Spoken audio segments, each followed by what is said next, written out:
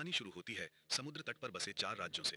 एक राज्य जिसका नाम माउई है, दूसरा ओहियो, तीसरा ओआहू और चौथा कवाई। वैसे ये चारों राज्य एक पुरानी भविष्यवाणी पर विश्वास करते हैं। भविष्यवाणी कहती है कि एक दिन कोई आएगा जो इन चारों राज्यों को एक कर देगा। लेकिन क्यों? क्योंकि ये चारों राज्य लगातार आपस में युद्ध कर रहे हैं और जिस व्यक्ति को इन्हें एकजुट करने का कार्य सौंपा गया है उसे इस युद्ध को समाप्त करना होगा और सबको शांति से रहने देना होगा। अब हम उन राज्यों से आगे बढ़ते हैं कुछ लोगों की ओर जो समुद्र के बीचों बीच एक नाव में यात्रा कर रहे हैं। उनके नेता का नाम है कियाना। कियाना बहुत बहादुर है, साहसी है और निडर भी। उदाहरण के लिए जब उसने पानी में एक शार्क देखी तो वो बिना किसी डर के खुद पानी में कूद गया और उसका शिकार करने निकल पड़ा। उसने क्या किया? कियाना ने रस्सी से शार्क को ऐसे बांध लिया जैसे कोई चरवाहा अपने जानवर को बांधता है। फिर उसने कुछ मिट्टी उठाई और शार्क के गलफड़ों में भर दी ताकि वो सांस न ले सके। और सच में कियाना सफल हो गया। उसने शार्क को इतनी आसानी से पकड़ लिया मानो झील में कोई छोटी सी तिलापिया मछली पकड़ रहा हो। प्रिय दर्शक, तो अगर आप आगे देखना चाहते हैं तो प्लीज लाइक बटन दबाएं, चैनल को सब्सक्राइब करें और कमेंट सेक्शन में अपना नाम जरूर लिखें। खैर, कियाना और उसका दल उस मछली को लेकर लौटते हैं। वे उसे टुकड़ों में काटते हैं और वापस अपने गांव पहुंचते हैं। वहां कुछ बच्चे कियाना के घर में खेल रहे होते हैं। उन्हें एक वस्त्र मिलता है जो कियाना का होता है। वो वही वस्त्र था जो योद्धा पहना करते थे, खासतौर पर माउई साम्राज्य के योद्धा। बच्चों में से एक ने उत्सुकता से पूछा, कियाना, आप माउई में अपना ऊंचा पद छोड़कर यहाँ क्यों रहने आए? कियाना मुस्कुराया और बोला, मैं युद्ध से बहुत थक चुका हूँ, अब बस शांति से जीना चाहता हूँ, इसलिए माउई छोड़कर यहाँ बस गया। तभी उसकी पत्नी कैपुई वहां आती है। वो मुस्कुराते हुए कहती है, क्या बात है, मैं देख रही हूँ कि तुम बच्चों के साथ बहुत अच्छा व्यवहार करते हो, तो क्यों ना हम भी एक बच्चा पैदा करें? असल में तुम्हें बताऊं, हम एक बच्चा पैदा करने वाले हैं और मैं तुम्हारी मंजूरी का इंतजार नहीं करूंगी। स्पष्ट था कि कैपुई सचमुच कियाना के साथ एक परिवार शुरू करना चाहती है। उसी समय माउई राज्य से दूत आते हैं जिन्हें राजा ने खुद भेजा था। किसके लिए? कियाना के लिए। उन्होंने कहा, सुनो कियाना, राजा ने तुम्हें तुरंत बुलाया है और साथ ही बोले तुम यहाँ 3 मौसम से रह रहे हो, अब काफी हुआ। कियाना शांत स्वर में बोला, मैं तुम्हारे साथ चलूंगा सिर्फ इसलिए क्योंकि राजा ने बुलाया है, लेकिन इसके अलावा किसी और चीज की उम्मीद मत रखना। कियाना अपने परिवार के साथ दूतों के साथ निकल पड़ता है माउई राज्य की ओर। वहां पहुंचने पर उसे राजा का बेटा किली इंतजार करते हुए मिलता है। किली कियाना का बहुत बड़ा प्रशंसक है। वो उसे अपने बड़े भाई की तरह मानता है। किली कहता है, वाह कियाना, याद है वो पुराने दिन जब तुम सेना की कमान संभालते थे? कोई भी राज्य हमारे सामने टिक नहीं पाता था। कियाना हल्की मुस्कान के साथ जवाब देता है, कोई भी कोशिश मत करना किली, मुझे फिर से सेना में वापस लाने की। मैं अब किसी भी युद्ध में लौटने का इरादा नहीं रखता। अब मैं अपनी जिंदगी आजादी से जी रहा हूँ। जब वो राजा से मिलने जा रहे होते हैं तो रास्ते में माउई की सेना को प्रशिक्षण लेते हुए देखते हैं। वहां एक योद्धा था जो इतनी सटीकता से भाला फेंकता था कि एक मक्खी भी बच नहीं पाती थी। राजा का सलाहकार, जो कियाना से बेहद नफरत करता था, आगे बढ़कर छोटी मुस्कान से कहता है, अरे कियाना, क्यों ना हमें अपने गौरवशाली दिनों की एक झलक दिखा दो? उसने कियाना को उस भाला फेंकने वाले योद्धा से मुकाबले की चुनौती दे दी। कियाना ने बिना एक पल सोचे चुनौती स्वीकार कर ली। वो आदमी भाले फेंकने लगा, एक के बाद एक, लेकिन एक भी भाला कियाना को छू तक नहीं पाया। बल्कि कियाना उन भालों को हवा में ही पकड़ लेता और जमीन में गाड़ देता। फिर अचानक वो बिजली की तरह दौड़ा, उस आदमी को पकड़ लिया, उसकी दोनों भुजाएं तोड़ दी और उसकी पीठ पर 2-3 तेज वार किए। उसके बाद मानो कुछ हुआ ही ना हो। कियाना शांत होकर आगे बढ़ा और राजा को प्रणाम किया। राजा, जिसका नाम काया किली था, उसने कियाना का आदरपूर्वक स्वागत किया और उसके साथियों नाही और नाम का भी गर्मजोशी से अभिवादन किया। इसके बाद पूछता है, महाराज, बात क्या है? राजा ने गंभीर स्वर में कहा, हमें अपने शहर की रक्षा के लिए तुम्हारी मदद की जरूरत है। कियाना ने शांत भाव से उत्तर दिया, मुझे इसमें कोई दिलचस्पी नहीं है, और वो जाने के लिए उठ खड़ा हुआ। लेकिन तभी राजा ने कहा, रुको, सावधान रहो, भविष्यवाणी सच होने लगी है और मैं तुम्हें कुछ बताना चाहता हूँ कियाना। तुम चुने गए हो क्योंकि तुम युद्ध में अविश्वसनीय रूप से कुशल हो, फिर भी तुम्हें युद्ध से नफरत है और ज्यादातर लोग तुमसे बेहद प्यार करते हैं। इसके अलावा हमने अफवाहें सुनी हैं कि ओहाऊ राज्य हम पर हमला करने की योजना बना रहा है। कियाना ने जवाब दिया, ओहाऊ का राजा तो युद्ध पुरुष भी नहीं है, वो अभी बहुत जवान है।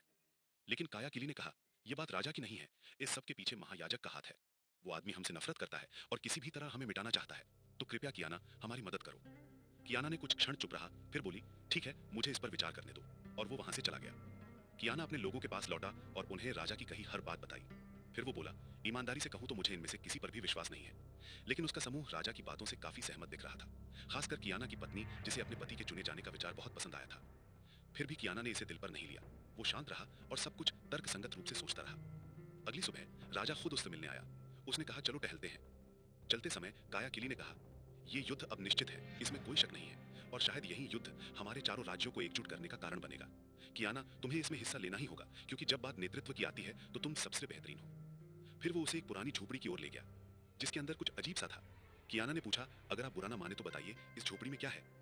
राजा ने गहरी सांस ली और कहा, ये तुम्हारे पिता के अवशेष हैं। देखो कियाना, ओआऊ का महायाजक तुम्हारे पिता के अवशेषों तक पहुंचना चाहता था ताकि उन्हें अपवित्र कर सके, लेकिन शुक्र है हमने उन्हें उसके पहुंचने से पहले ही बचा लाया। उन्हें ले जाओ कियाना और अपने पिता को उचित अंतिम संस्कार दो। राजा के इन शब्दों से कियाना का दिल भारी हो गया। वो अपने पिता के अवशेष लेकर अपने लोगों के पास लौटा और बस बिना कुछ बोले उन्हें आग में समर्पित कर दिया। सब लोग रोने और विलाप करने लगे मानो उनके सामने ही कोई अभी अभी चला गया हो, और धीरे धीरे वो रात भी बीत गई। अगले दिन कियाना समुद्र किनारे खड़ा था। तभी एक भविष्यवक्ता टाला नाम की महिला उसके पास आई। कियाना ने पूछा, मुझे सलाह दो टाला, क्या मुझे इस युद्ध में जाना चाहिए या नहीं? टाला बोली, अपने पिता का हाथ पकड़ो। कियाना ने उलझन में पूछा, मेरे पिता का हाथ पकड़ने का क्या मतलब है? मैंने तो कल ही उन्हें जला दिया था। टाला ने कहा, तुम इसे स्वयं ही समझ जाओगे। और फिर वो अचानक गायब हो गई।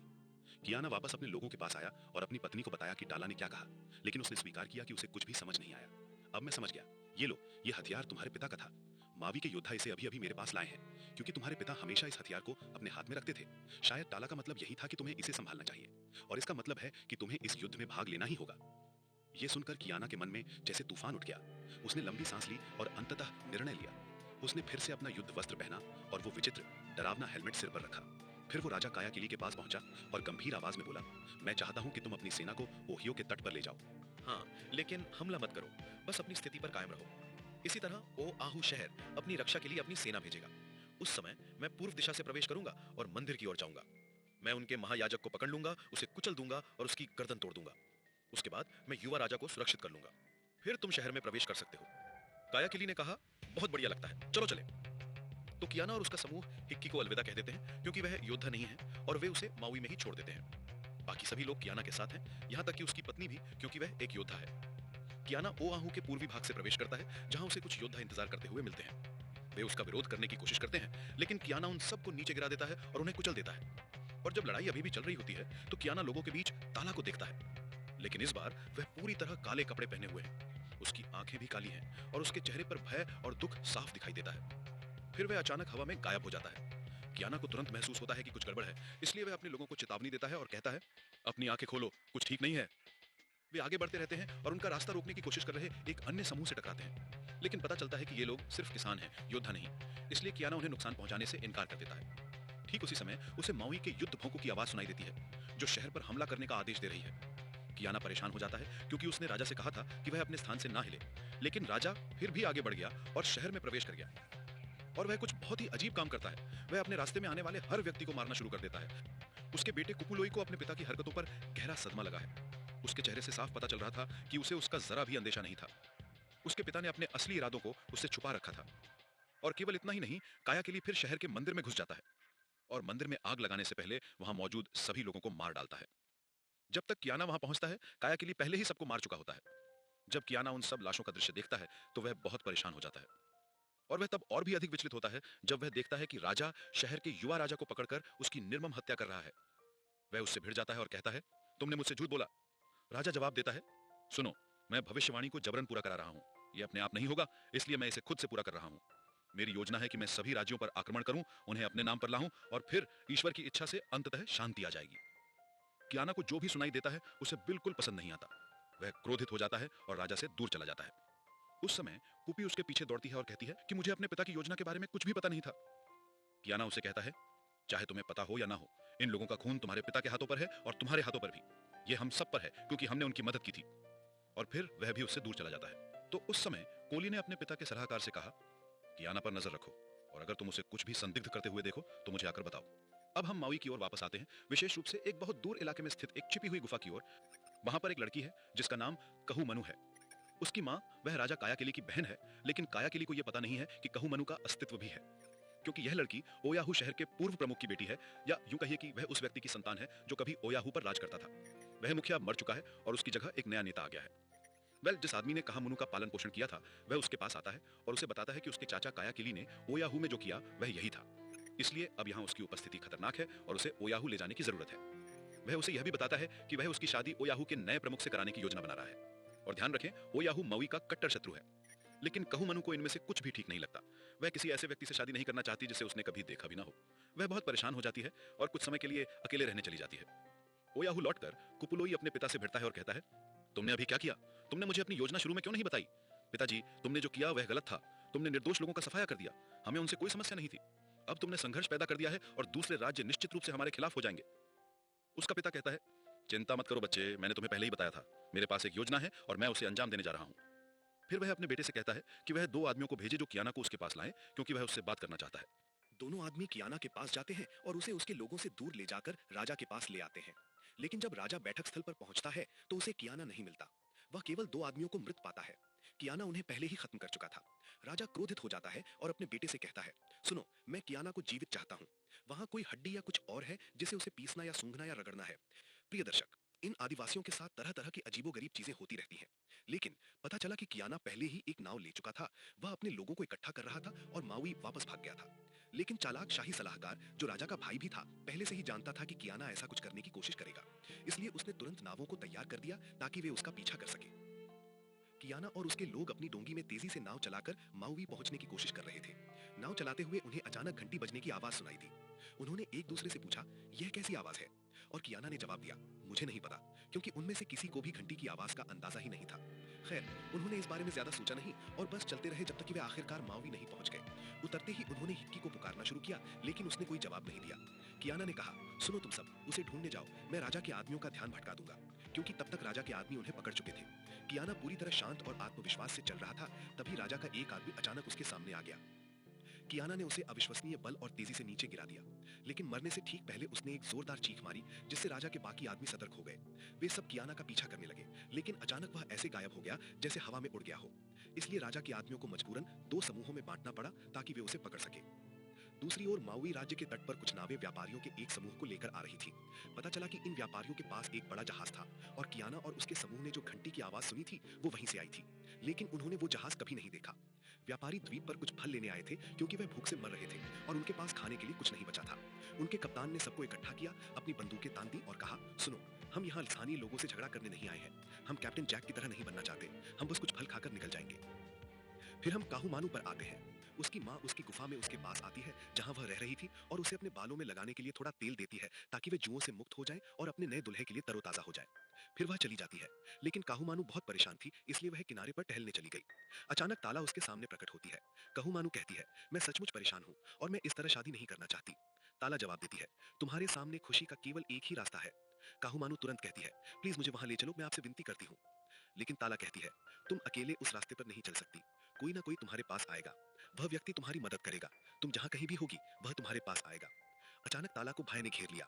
काहूमानू ने पूछा, क्या हुआ, क्या हुआ? ताला ने उत्तर दिया, देवता भयभीत है। काहूमानू चौंक गई। क्या? देवता आखिर किससे भयभीत है? ताला ने कहा, वे तुमसे डरते हैं, क्योंकि तुम, काहूमानू, कुछ ऐसा करने जा रही हो जिससे पूरी दुनिया तहस नहस हो जाएगी। इसी बीच कियाना का समूह आखिरकार हिकी को ढूंढ लेता है और वह पूरी तरह ठीक है। उन्होंने जल्दी से उसे सारी बात बता दी और कहा कि वह कियाना के लौटने तक वहीं प्रतीक्षा करेंगे। दूसरी ओर कियाना का अभी भी राजा के आदमी पीछा कर रहे हैं और राजा का सलाहकार उसके सिर पर एक पत्थर से प्रहार करता है, जिससे उसका संतुलन बिगड़ जाता है। फिर भी अपनी चतुराई, कौशल और अनुभव का उपयोग करते हुए कियाना भागने में सफल हो जाता है और किनारे पर स्थित एक गुफा में जा घुसता है। गुफा में पानी था, इसलिए कियाना ने वह पानी पिया और थोड़ा सा नहाया भी। पता चला कि वह गुफा किसी और की नहीं बल्कि काहूमानू की है। वह वहां पहुंचती है और उसे देखती है और उसकी मदद करने की कोशिश करती है, लेकिन कियाना उससे कहता है, मेरी मदद मत करो। अगर राजा के आदमियों को पता चल गया कि तुम मेरी मदद कर रही हो तो वे तुम्हें मार डालेंगे। लेकिन कहूमानू ने शांत स्वर में कहा, चिंता मत करो, मैं वैसे भी जीवन भर राजा के आदमियों से भागती रही हूँ। फिर वो उसके घावों की देखभाल करती है और कियाना तो थोड़ा बेहतर महसूस होने लगता है। कहूमानू पूछती है, राजा के आदमी तुम्हारा पीछा क्यों कर रहे हैं? कियाना सब कुछ बताता है। तभी उसकी नजर एक पुरानी पिस्तौल पर पड़ती है। कियाना हैरान होकर पूछता है, ये क्या है? तुम्हारे पास ये अजीब उपकरण क्या है? कहूमानू मुस्कुराती है और कहती है, ये एक हथियार है। ये कैप्टन जैक नाम के एक आदमी का था, जो सालों पहले यहाँ आया था और ओहायो राज्य पर आक्रमण करने की कोशिश कर रहा था। लेकिन राज्य के लोगों ने उसे और उसके आदमियों को, भले ही उनके पास उन्नत हथियार थे, खदेड़ दिया। पर तुम जानते हो कियाना, अंत में संख्या ही बहादुरी पर भारी पड़ती है। फिर वो कहती है, सुनो, चूंकि तुम यहां से भागने की कोशिश कर रहे हो, मेरे पास एक नाव है जो ओहायो जा रही है। तुम और तुम्हारे लोग मेरे साथ आ सकते हो। कियाना तुरंत जवाब देता है, बिल्कुल सही लगता है, चलो चले। दूसरी तरफ जंगल में व्यापारी पेड़ों से फल तोड़ रहे थे, लेकिन उनमें से एक पेशाब करने के लिए किनारे चला गया। जैसे ही उसने अपना काम पूरा किया, राजा का एक आदमी कहीं से आया और उसके सिर पर वार कर दिया, जिससे वो बेहोश हो गया। उसी क्षण कियाना और कहूमानू जंगल में व्यापारियों को देखते हैं। व्यापारियों में से एक ने कियाना पर अपना हथियार तान दिया, गोली चलाने के लिए तैयार। कियाना, जो उस हथियार के असली रूप से अनजान था, अपना चाकू निकालता है, ये सोचकर कि वो उसे आसानी से मार सकता है। वो चिल्लाता है, तुम्हारी हिम्मत कैसे हुई मुझ पर अपनी छड़ी तानने की? बेशक उसे यह एहसास नहीं था कि वो बंदूक है। शुक्र है व्यापारियों का नेता जल्दी से आगे आता है और अपने आदमी को राइफल नीचे करने का आदेश देता है। उसी क्षण कियाना अपना चाकू फेंकता है और राजा के एक आदमी को मार गिराता है। फिर वो कहूमानू को पकड़ता है और भीड़ के बीच से शांति से निकल जाता है। जब उसे लगता है कि राजा के आदमी बहुत करीब आते हैं, तो वो अपना नुकीले दांतों वाला हार उतारता है और कहूमानू को देते हुए कहता है, ये ले लो, उन्हें ले जाओ और निकल जाओ। मैं यहीं रहकर राजा के आदमियों का ध्यान भटकाऊंगा ताकि तुम्हें कुछ समय मिल सके। दूसरी ओर सभी व्यापारी अपनी नावों की ओर दौड़ पड़ते हैं, किसी भी मुसीबत में फंसने से पहले राज्य छोड़ने की कोशिश में। कहूमानू कियाना के समूह तक पहुंचती है और कुपोई को वो हार दे देती है। फिर वो सबको अपनी नाव पर ले जाती है ताकि वो साथ साथ निकल सके। जैसे ही वो नाव तैयार कर रहे होते हैं, वो व्यापारी जो पहले बेहोश हो गया था प्रकट होता है और कहता है, कृपया मुझे अपने साथ चलने दो और मुझे मेरे जहाज तक वापस पहुंचने में मदद करो। कहू मानो उसकी ओर देखती है और उसे अपने साथ ले जाती है। दूसरी ओर कियाना अभी भी राजा के आदमियों से भाग रहा होता है।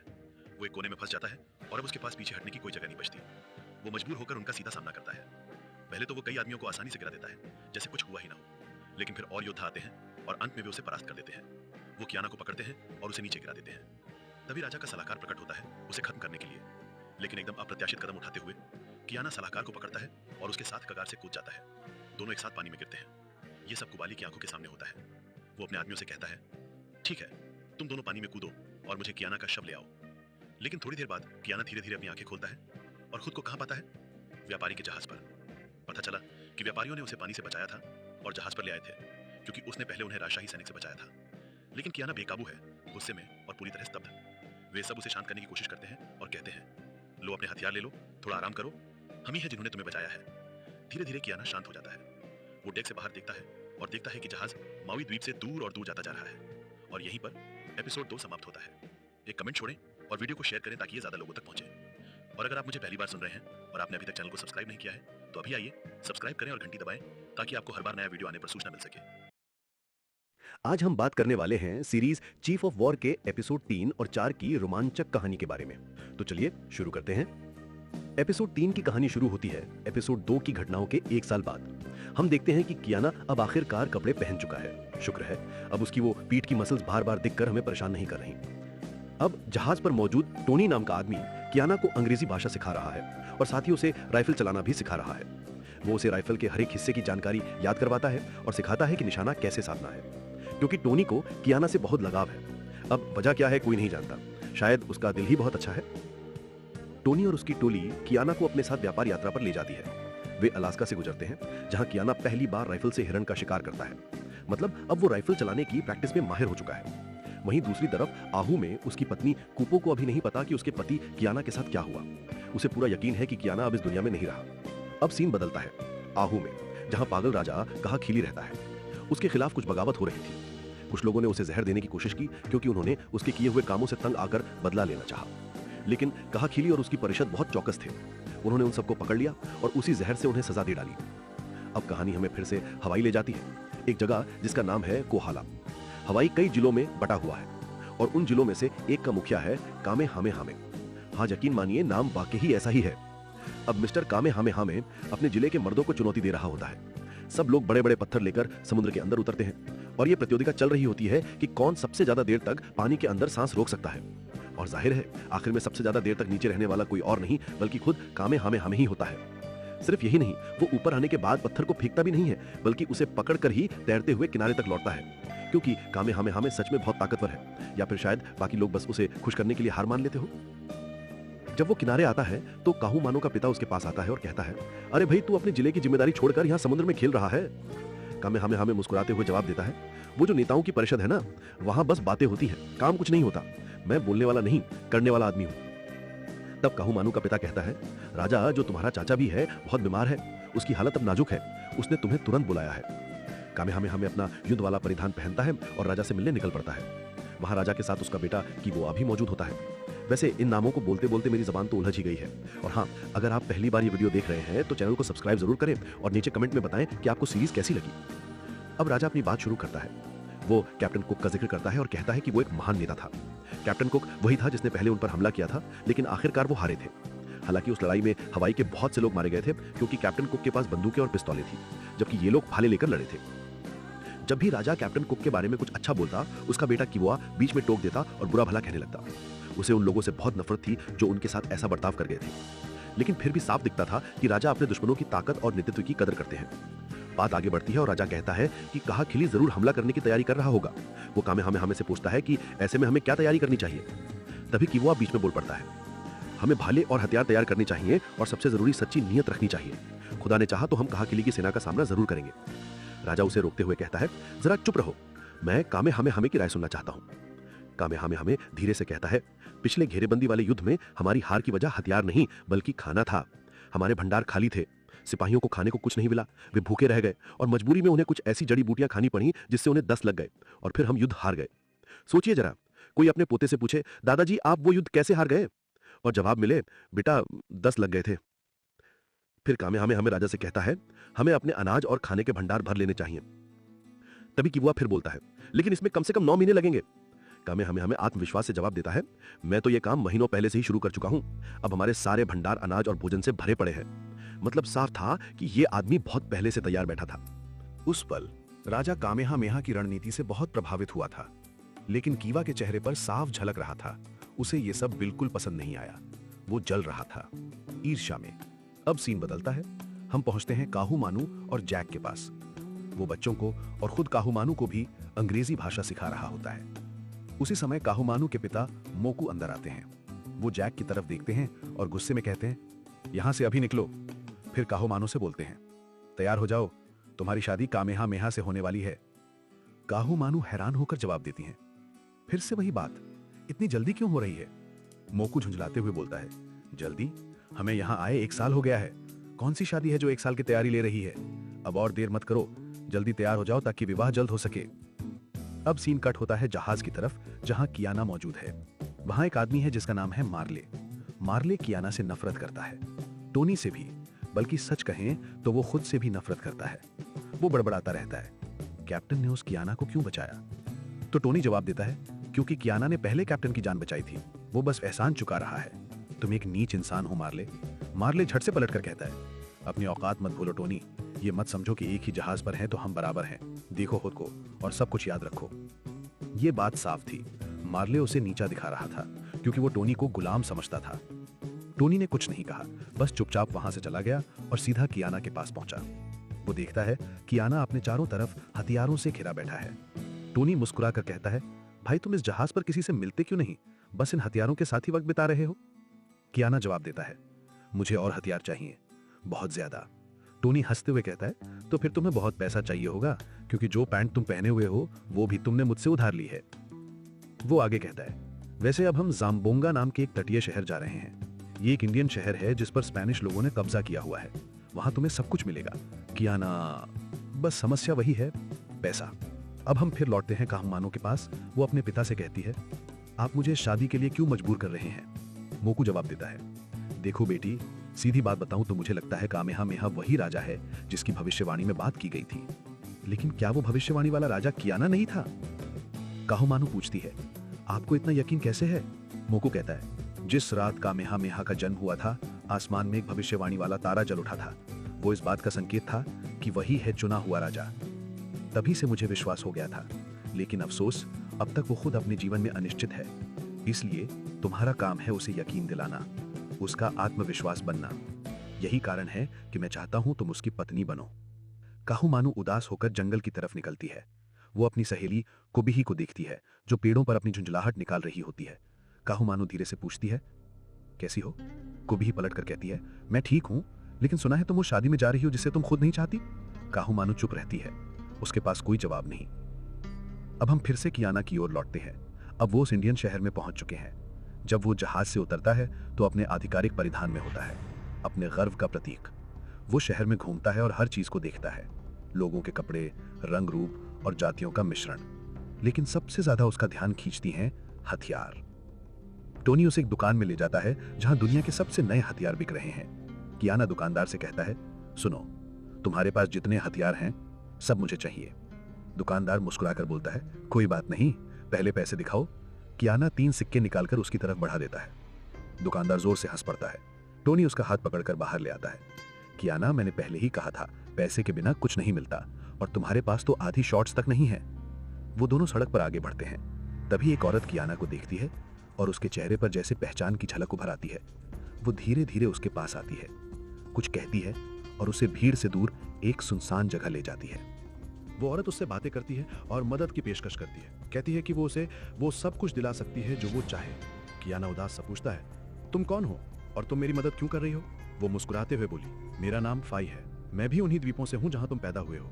यानी वो उसकी ही जमीन की थी, लेकिन बहुत सालों से यहां बसे हुए थी और अब वापस अपने द्वीपों को लौटना चाहती थी। फाई कहती है कि वो कियाना को जितने हथियार चाहिए दिला देगी, पर एक शर्त पर। वो पूछती है तुम्हें असल में ये हथियार क्यों चाहिए? कियाना बेइंतहा ईमानदारी से कहता है मुझे एक गलती सुधारनी है। फाई ठंडे समझदारी से बोलती है ठीक है, मैं मदद करूंगी, पर तुम भी मेरी मदद करोगे। तो टोनी, कियाना और फाई कप्तान के पास जाते हैं। फाई कप्तान से सीधे और निडर अंदाज में कहती है सुनिए, मैं आपको जीवन का सबसे बड़ा सौदा दे रही हूँ। आप कियाना के लिए हथियार अपने पैसे से खरीदिए। कप्तान चकाकर पूछता है, क्या? ये आसान नहीं है, ये बहुत महंगा पड़ेगा और इन्हें यहाँ से निकालने के लिए ढेरों परमिट चाहिएंगे। फाई शांत रहती है और जवाब देती है, परमिट का हिस्सा मैं संभाल लूंगी और पैसे आप कई गुना वापस पाएंगे। कप्तान सवाल करता है, कैसे? फाई बताती है, हमारे द्वीपों में एक अनोखा लकड़ी का प्रकार मिलता है, पाइन वुड। वो बेहद दुर्लभ है। एक ही टुकड़ा उसकी सामान्य कीमत का 5 गुना तक बिकता है। हमारे द्वीपों में ऐसे पेड़ों की बहुतायत है। ये सुनकर कियाना चौंक कर बोल पड़ा, रुको, क्या तुम हमारी मातृभूमि बेच रही हो? फाई सख्ती से मुस्कुराई, नहीं, हम व्यापार कर रहे हैं, देश नहीं बेच रहे हैं। और हाँ कियाना, आजकल बोलता वही है जो पैसा बोलता है। जो ज्यादा हथियार रखेगा वो अपनी रक्षा बेहतर कर पाएगा और ये व्यापार हमारे नियमों पर चलेगा, कोई हमें दबा नहीं पाएगा। फाई फिर कप्तान से आंख मिलाकर कहती है, ध्यान रखो, स्पेनिश को अभी तक हमारे द्वीपों का पता नहीं है, पर अगर उन्हें पता चल गया कि हमारे द्वीपों में पाइनवुड है तो तुम्हारे पास पलटने का समय भी नहीं होगा, इसीलिए जल्दी करो। यह प्रस्ताव न केवल कप्तान को प्रभावित करता है बल्कि कियाना को भी। फाई कियाना को लेकर शहर में घूमती है और वहां के स्थानीय लोगों को दिखाती है जो असल में उस जमीन के मालिक हैं। स्पेनिश लोग उन्हें दबा रहे थे, निर्दयी तरीके से बर्ताव कर रहे थे। फाई गंभीर स्वर में कहती है, अगर स्पेनिश हमारे द्वीपों तक पहुंच गए तो वो यही सब हमारे लोगों के साथ भी करेंगे। इसीलिए हमारी योजना हमारी जान बचाने की डोर है। हमें तेजी से काम करना होगा क्योंकि बस वक्त की बात है कि हमारी जगह का पता चल जाएगा। अगले दिन वही मार्ले, वो बुराई भरा आदमी, एक और कप्तान मेटकाफ के पास गया। उसने मेटकाफ को कियाना के द्वीपों के खजाने और बहुमूल्य चीजों के बारे में बताया और कि वहां के लोगों को हथियारों से आसानी से हराया जा सकता है। उसने मेटकाफ से एक बड़ा सौदा बांटा, ज्यादा लूट का वादा करके। अब हम फिर लौटते हैं काहुमानू की तरफ। वही दिन उसकी शादी का दिन होना था, पर शादी के सामने एक बात सख्त खड़ी थी। उसने अपने पैतृक से कहा था कि भविष्यवक्ता ने कहा है कि वो संतानवती नहीं हो सकेगी और जाहिर है कि कामेहामेहा को उत्तराधिकारी चाहिए। तो काहुमानू ने सोचा कि क्या इस शादी का कोई वाकई मतलब है, पर उसके पिता को ने तीखा हुक्म दिया, तुम उससे शादी करोगी और इस बारे में तुमने किसी से बात भी नहीं करनी है। फिर उसे शादी के गाउन में सजाया गया और कामेहामेहा तक लाया गया। पहले वैवाहिक संस्कार किए गए और हमें पता चलता है कि कामेहामेहा की यह पहली पत्नी नहीं थी, उसके पहले भी कई पत्नियां थीं और काहुमानू उससे आखिरी होने वाली थी। संस्कारों के बाद काहुमानू को कामेहामेहा के तंबू में ले जाया गया। अंदर एक बूढ़ी औरत बैठी थी कामेहामेहा के साथ। क्यों वो वहां थी? क्या वो किसी प्रकार की पारंपरिक निगरानी करने वाली थी? मुझे खुद पता नहीं दर्शकों। रात बीत गई, हम कट करते हैं और लौटते हैं टोनी की ओर। टोनी मार्ले पर नजर बनाए हुए था। उसे शक था कि मार्ले कुछ शेडी कर रहा है। संयोग से टोनी जहाज पर कप्तान के कैबिन में गया और वहां मार्ले को पाया। क्यों? क्योंकि मार्ले उन मानचित्र को चुरा रहा था जो कियाना के द्वीपों तक पहुंचते थे। टोनी ने सीधा सवाल किया, तुम यहाँ क्या कर रहे हो? इन मानचित्रों का क्या काम है? तुम इन्हें क्यों ले रहे हो? मार्ले झूठ बोलकर बोला, कप्तान ने कहा है कि मैं इन्हें उसके लिए ले आऊं। टोनी ने तुरंत कहा, तुम झूठ बोल रहे हो, और उसने गन निकाल ली। पर तभी पता चला कि मार्ले के साथ मददगार लोग भी थे। 2 आदमी कैबिन में छिपे थे। उन्होंने टोनी को पकड़ लिया, उसकी गन छीन ली और उस पर हमला कर दिया। अंततः टोनी बेहोश हो गया। अब हम एपिसोड 4 की शुरुआत में वापस हवाई में हैं। हवाई का राजा अब नहीं रहा, उसकी मौत हो चुकी थी। राज्य के सभी जनजाति प्रमुख राजा के पुत्र कियोआ के पास गए और उनके सामने घुटने टेक दिए। वहीं माओवी में हवाई के राजा की मृत्यु की खबर कहाखिली तक पहुंची। उसने क्रोधित होकर कहा, क्या वो मर गया पहले कि मैं उसे खत्म कर पाता? यह मेरी सबसे बड़ी जीत होनी चाहिए थी। सुनो, हम अपनी फौज जुटाएंगे और उन पर धावा बोल देंगे। पर तभी कहाखिली के एक सलाहकार ने हस्तक्षेप किया और कहा, महाराज, मेरा मानना है कि यह नरसंहार की ओर जा रहा है। ये वही भविष्यवाणी नहीं थी जिसके बारे में सबने सुना था, क्योंकि भविष्यवाणी में तो ये कहा गया था कि हमें अपनी सारी सेनाओं को एक मोर्चे में जोड़ना है, ना कि दूसरे राज्यों के हर राजा और राजकुमार को मिटा देना है। लेकिन कहाकिली गरजते हुए बोला, अब से कोई और राजा नहीं रहेगा, सिर्फ मैं। मेरे बाद जो भी खून चलेगा वो सिर्फ मेरे वंश से होगा। बस इतना ही कहना है। अब जाओ, सेना तैयार करो। पर उसका बेटा कूपो, उसने अपने पिता की ओर ऐसा नजरिया डाला जैसे कह रहा हो, जो तुम कर रहे हो उसका भविष्यवाणी से कोई लेना देना नहीं है, ये बस लालच है। फिर भी उसने कुछ नहीं कहा, वो बस झुका और अपने पिता के आदेश मान लिए। अब हम लौटते हैं कोबी की ओर। वहां नमाकी, जो कियाना का भाई था, धीरे धीरे कोबी के करीब आने लगा और कोबी भी कुछ हद तक उसी भाव में जवाब दे रही थी, क्योंकि सबको यही लगा था कि कियाना अब जिंदा नहीं है। तो उन्होंने सोचा जिंदगी आगे बढ़ी जानी चाहिए। दूर से उन्हें निहार रहा था नाही। जब उसने दोनों को हंसते बतियाते देखा तो उसका चेहरा तमतमा उठा। उसकी पत्नी हाकेई ने कहा, शांत रहो, उन्हें जीने दो। तुम अच्छी तरह जानते हो नमाकी कब से कोबी से प्रेम करता है, और अब तो 1 साल से ज्यादा बीत चुका है। कियाना कभी लौटा ही नहीं, वो शायद इस दुनिया में नहीं रहा। पर नाही बोला, मान लो वो लौट आया तो? एक दिन अचानक ढंग दरवाजे पर खड़ा हो गया तो? हाकेई मुस्कुराई। तो हम जश्न मनाएंगे कि वो लौट आया? नाही भड़क उठा। वाह हाकेई, तुम्हारे लिए सब कुछ कितना आसान है। तुम सोच भी नहीं सकती, अगर कियाना ने नमाकी को अपनी पत्नी के साथ यूं देखा तो उसका गुस्सा किस हद तक जाएगा। वो तो जैसे उन्हें किसी मोटरसाइकिल के पीछे बांधकर 3 घंटे तक घसीट दे। खैर, अब लौटते हैं हमारे नायक कियाना की ओर। मैं तुम्हें कुछ बहुत अहम बताने वाला था, लेकिन रुकिए, पहले ये सुनिए। कियाना इस वक्त फाई से बात कर रहा था। फाई ने कहा, सारा हथियारों का सौदा तय हो चुका है। आज रात ही चुपचाप ये सारे हथियार जहाज पर चढ़ा दिए जाएंगे। पर कियाना परेशान था क्योंकि टोनी गायब था। वो हर जगह उसे ढूंढ रहा था। फाई ने कहा, मुझे नहीं पता वो कहाँ है, अभी उस पर ध्यान मत दो। मौका बहुत अहम है, बस उसी पर ध्यान दो। पर कियाना वो शहर की गलियों में भागता फिर रहा था, हर किसी से पूछता, टोनी कहाँ है? यहां तक कि वो मार्ले तक गया। मार्ले बोला, मुझे नहीं पता, कल रात देखा था, वो शराब पी रहा था, मौज कर रहा था और फिर गायब, बस। अरे धूर्त मार्ले, तुम पर भरोसा तो नामुमकिन है। खैर, कियाना वहां से निकल गया। शहर की सड़कों पर चलते हुए उसे अचानक किसी के रोने की आवाज सुनाई दी। वो उस दिशा में गया। वहां एक विशाल पिंजरा था, ऊपर कपड़ा ढका हुआ। उसने कपड़ा हटाया और उसके नीचे दर्जनों लोग जंजीरों में बंधे हुए थे, यहां तक कि छोटे छोटे बच्चे भी। वो गुलाम व्यापारी आया और कियाना को दूर हटाने की कोशिश की, लेकिन कियाना का खून खौल उठा था। उसने उस आदमी को पकड़ लिया और लगभग वहीं मार डाला। तभी स्पेनिश सिपाही आ धमके। उन्होंने कियाना का पीछा किया, गलियों में दौड़ते हुए, लेकिन कियाना धुएं की तरह गायब हो गया। उधर हवाई में नए राजा के राज्याभिषेक की तैयारियां चल रही थी। नए मंत्रियों की घोषणा हो रही थी, पद बांटे जा रहे थे। और वहीं राजा की आखिरी वसीयत पड़ी गई। उसके पुत्र किवालो को राजा घोषित किया गया और कमेहामेहा को युद्ध देवता का दर्जा मिला, यानी रक्षा मंत्री के समान पद। पर किवालो भड़क उठा। क्या? वह युद्ध मंत्री का पद मेरा होने चाहिए था? मेरे पिता ने उस नाजायज बच्चे को यह अधिकार कैसे दे दिया? उसने मांगा कि कमेहामेहा वो पद छोड़ दे, लेकिन कमेहामेहा शांत रहा, क्योंकि वो जानता था किवालो योग्य नहीं है। वो सेना का नेतृत्व करने की क्षमता नहीं रखता। उसका हक बस दिखावे के सिंहासन तक ही है। तनाव बढ़ता गया। वसीयत पढ़ने वाला व्यक्ति आगे बढ़ा और बोला, शांत हो जाइए। अगर मुखियाओं को लगा कि आप अपने पिता की आखिरी इच्छा का विरोध कर रहे हैं तो वे आपका साथ छोड़ देंगे। लेकिन किवालो बेकाबू था। अपमान से उसका दिल जल रहा था। कमेहामेहा ने कुछ नहीं कहा, बस आगे बढ़कर युद्ध मंत्री की छड़ी उठाई, जो उस पद का प्रतीक थी, और बिना कुछ बोले वहां से चला गया। किवालो फट पड़ा। वो खुद को मारने लगा, चेहरे पर मुक्के बरसाए, यहां तक कि एक दांत टूट गया। वो दांत उसने सबके सामने थूका और बोला, अब मेरा शोक खत्म। ये उनके रीति रिवाज का हिस्सा था। दांत तोड़ना मतलब शोक का अंत। और अब जब कोई रुकावट नहीं थी तो किवालो ने घोषणा की, अब मैं वही करूंगा जो मुझे सही लगे। यानी गृहयुद्ध की आहट गूंज चुकी थी और यही वो था जो राजा काहकिली चाहता था। थोड़ी देर बाद मोकू ने कमेहामेहा को अकेले पाया और सलाह देने की कोशिश की, क्या करना चाहिए क्या नहीं। लेकिन कमेहामेहा शांत रहा। वो बस मुड़ा और अपने विचारों के बोझ में डूबा चला गया।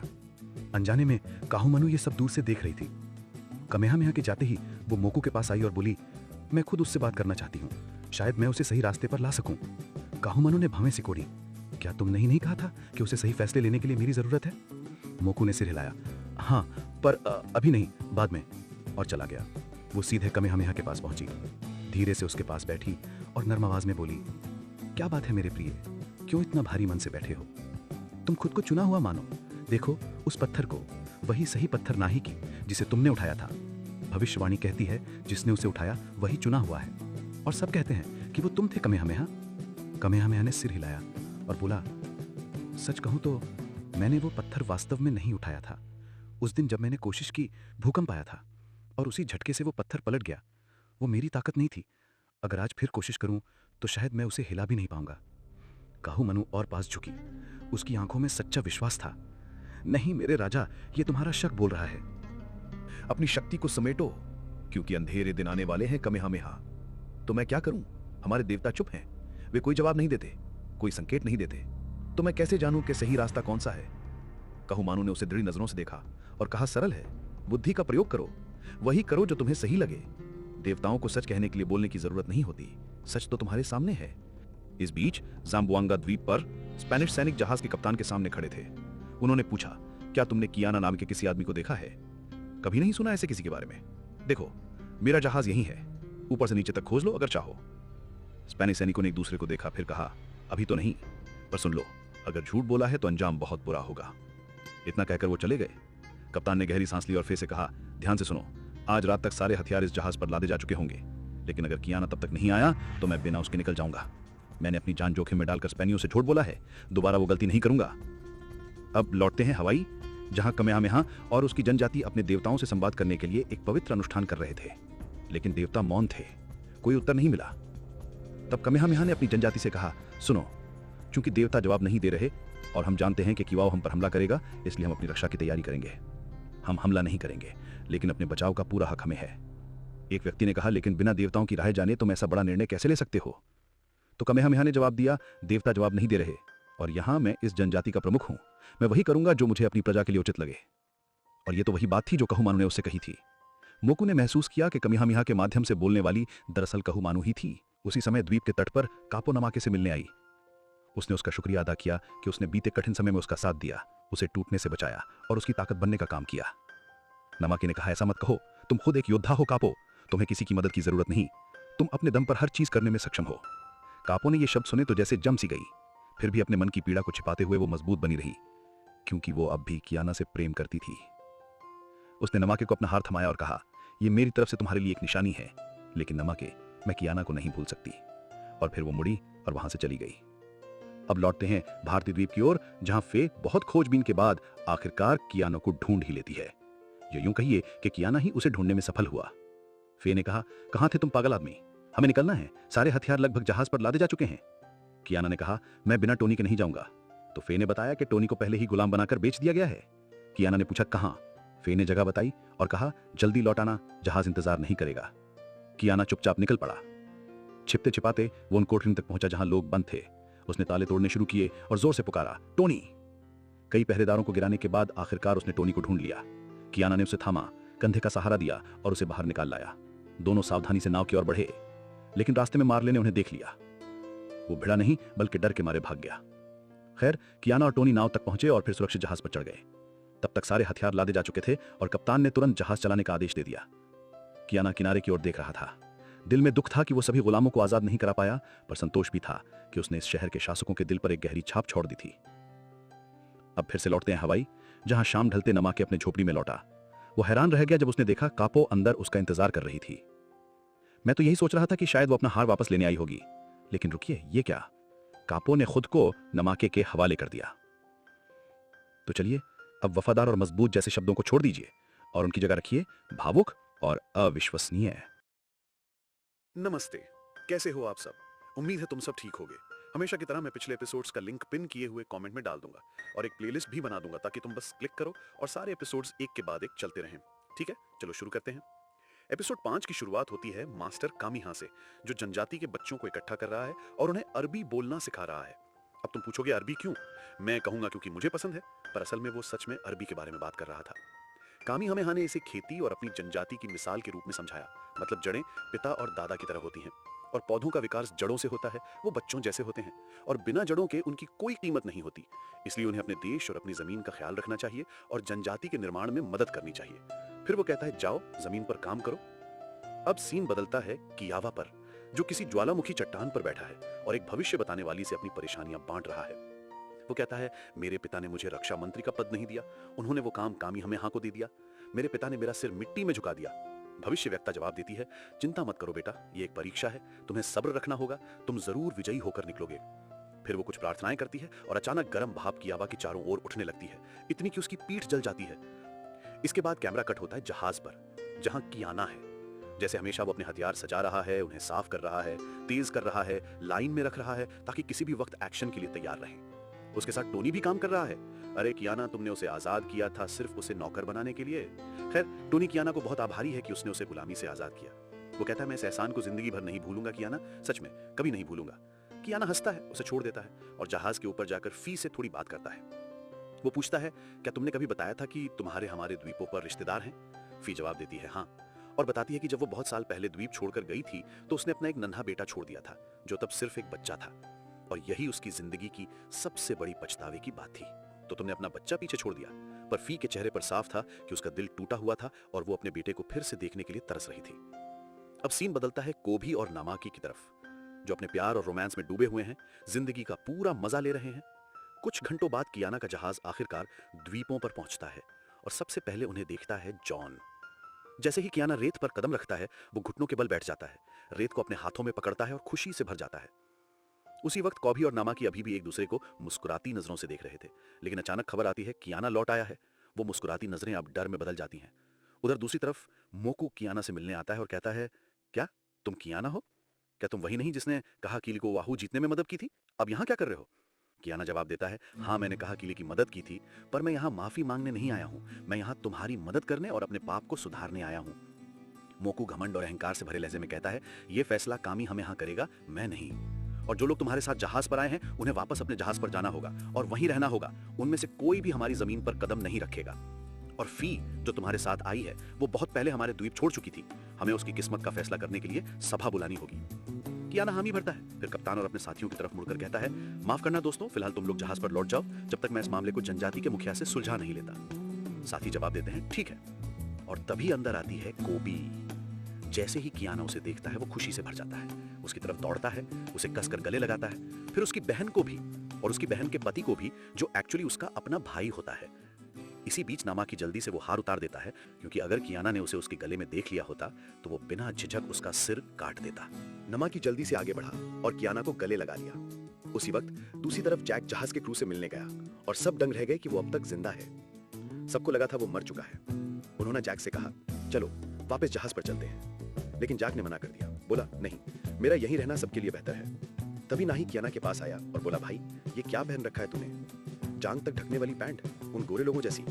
यहाँ हमारी ट्राइब में असली आदमी तो अपनी जांघें दिखाता है जब चलता है, और वो दूसरी चीज भी, समझ तो रहा है ना? कियाना मुस्कुराया और बोला, वेस्ट में ऐसे ही कपड़े पहनते हैं, कहते हैं इसे मॉडेस्टी। लेकिन भाई नाही, मुझे तो उनकी बातें बड़ी अजीब लगती हैं। इसके बाद कियाना ने ट्राइब के बच्चों को इकट्ठा किया, थोड़ा सा गन पाउडर अपनी हथेलियों पर डाला और उसे जलाया। बच्चों के लिए किसी जादू से कम ही था। सबको लगा कियाना कोई तांत्रिक है। फिर कियाना ने नमाकी और नाही से बात की, पूछा, ये कामी हामेहा कैसा है?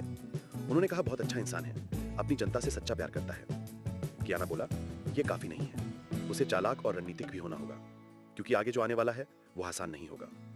उसने कहा, हम यहाँ बस रहने नहीं आए हैं, हम आए हैं युद्ध की तैयारी करने, और ये जो जंग होगी उसके सामने कोई टिक नहीं पाएगा। तुरंत वह सब काउंसिल की ओर चले जहां कामी हामेहा मौजूद होने वाला था। वहां को नाम का आदमी खड़ा था और उसने फिर से कियाना से बदतमीजी की। को बोला, कामी हामेहा यहाँ नहीं है और तुम्हारी हमारी काउंसिल में कोई जगह नहीं, बेहतर होगा मेरी नजरों से दूर हो जाओ, तुम मेरा वक्त बर्बाद कर रहे हो। ध्यान देने वाली बात यह थी कि को अंदाजा तक नहीं था कि अगर कियाना चाहता तो उसी वक्त बंदूक निकालता, गोली चलाता और खेल वहीं खत्म कर देता, पर नहीं। कियाना ने धैर्य रखा, विनम्र रहा, वो चुपचाप वहां से चला गया। जबकि काहू मुमानो दूर से ये सब देख रही थी। वो समझ गई थी कि को का अहंकार अब हद से बढ़ गया है। वहीं दूसरी तरफ फाई एक ऐसी जगह गई जहां कुछ बच्चे और एक आदमी खड़े थे। फाई की नजर उस आदमी पर गई, फिर एक छोटे लड़के पर रुकी, और जैसे उस लड़के ने फाई को देखा वो ठिठक गया। फिर वो वापस अपने भाई बहनों और पत्नी के पास चला गया। इसी बीच जब वो अपनी पत्नी से बात कर रहा था, नमाकी धीरे से वहां से खिसक गया। कियाना ने पूछा, कहां जा रहे हो? नमाकी बोला, अगरबत्ती जलाने और बलि चढ़ाने, ताकि तुम्हारी वापसी का जश्न मना सकूं मेरे भाई। उसी पल कोबी के चेहरे पर बेचैनी साफ दिख रही थी, और जैसे ही कियाना उसे टेंट में ले जाने वाला था, जॉन आया और बोला, काहू मनु ने तुम्हें बुलाया है। कियाना तुरंत चला गया और काहू मनु से मिलने पहुंचा। वो मुस्कुराई और बोली, तुमने दुनिया देखी है, बताओ क्या देखा वहां? कियाना बोला, बहुत सी खूबसूरत चीजें हैं, अलग अलग लोग और जातियां हैं, लेकिन बुराई भी उतनी ही गहरी है। लोग एक दूसरे को मॉडर्न हथियारों से मारते हैं, जहां दौलत है वहां हमला करते हैं, संसाधन लूटते हैं और पीछे छोड़ जाते हैं सिर्फ तबाही, लाशें और दर्द।